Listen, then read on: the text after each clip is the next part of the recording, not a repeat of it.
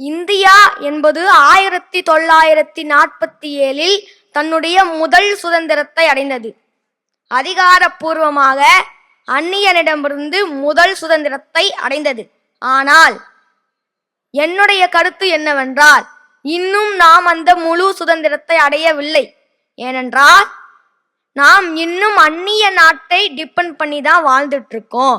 அதனால 2047 என்னும் அந்த வருடம் அந்நிய நாடுகள் நம்மை நோக்கி இருக்க வேண்டிய வருடம்.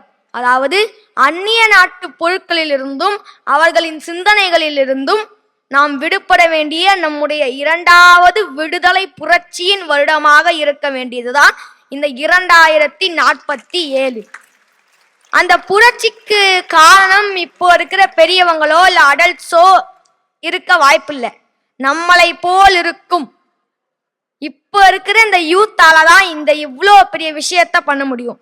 2020 நம்மோட அப்துல் கலாம் ஐயா இந்தியாவை ஒரு வல்லரசாக ஆக்கணும்னு யோசிச்சாரு.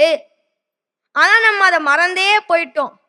எனக்கெல்லாம் 2020 அப்துல் கலாம் ஐயா இப்படி சொன்னாருங்கிறது 2022 தான் தெரிந்தது. அதனால அந்த 2020 செய்ய முடியாத ஒரு அற்புத சாதனையை நாம் 2047 யூத் ஆகிய நாம் செய்ய வேண்டும். நம்மோடு அந்த அப்துல் கலாம் ஐயாவின் ஆன்மாவும் துணை புரியும்.